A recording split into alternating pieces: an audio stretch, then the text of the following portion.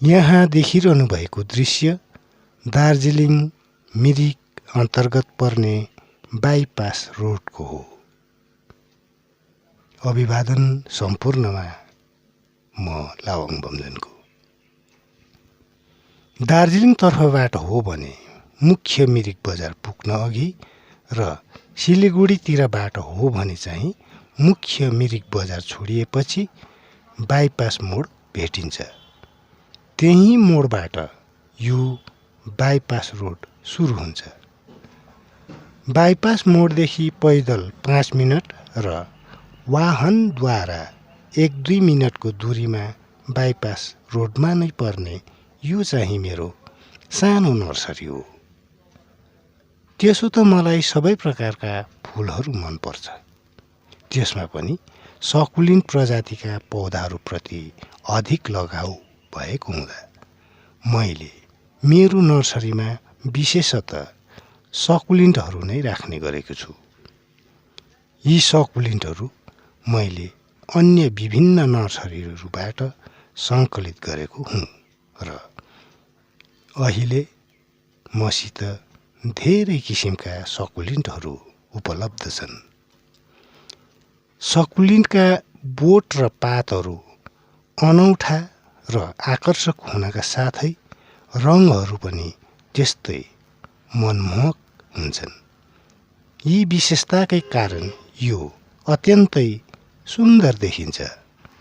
यी पौधाहरूको आकार धेरै ठुला नहुने भएको कारण यसलाई राख्न धेरै ठुलो ठाउँको आवश्यकता नै पर्दैन अनि घरभित्र वा बाहिर राख्न पनि सकिन्छ।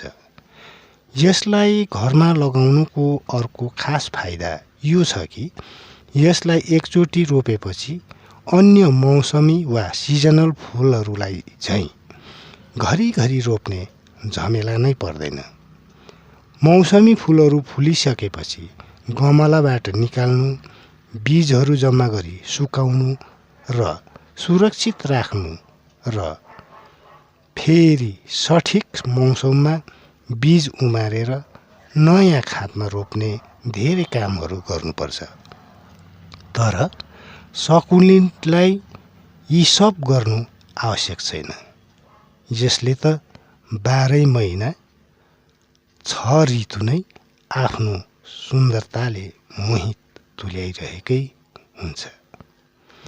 अझ सबै फुलहरू पौधाहरू मर्ने वा पात झरेर उराठ लाग्दो हुने शिशिर ऋतु वा विन्टर सिजनमा सकुलेन्टका सुन्दरताहरू भने झनै निखारिने गर्छन्। कतिपय सकुलेन्टहरूलाई हामी काटछाँट गरी आफूले चाहे जस्तो आकार दिन पनि सक्छौँ र गमलालाई आफ्नो इच्छाअनुसार सजाएर रोप्न सक्छौँ।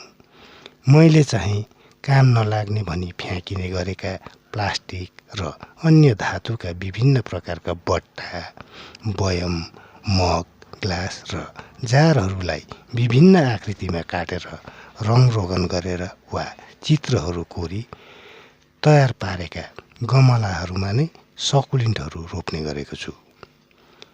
यस्ता गमलाहरूमा रोप्दा एक त गमला किन्नमा लाग्ने खर्चको बचत हुने र अर्को वातावरणीय प्रदूषण नहुने साथै समयको सदुपयोग भए जस्तो लाग्यो। घर सजावटको लागि सकुलेन्ट धेरै उपयोगी छ। यसलाई रोप्न, स्याहार्न र रखरखाव गर्न पनि अति सहज सरल छ। धेरैजनाले मलाई भन्ने गर्छन्, सकुलेन्ट रोप्न त रहर लाग्छ तर रोप्ने तरिका नै थाहा छैन। उहाँहरूलाई भन्ने गरेको छु, यो जातको पौधा रोप्न जति सजिलो र बेखर्चिलो चाहिँ अरू फुल पौधा रोप्नुमा देखिन।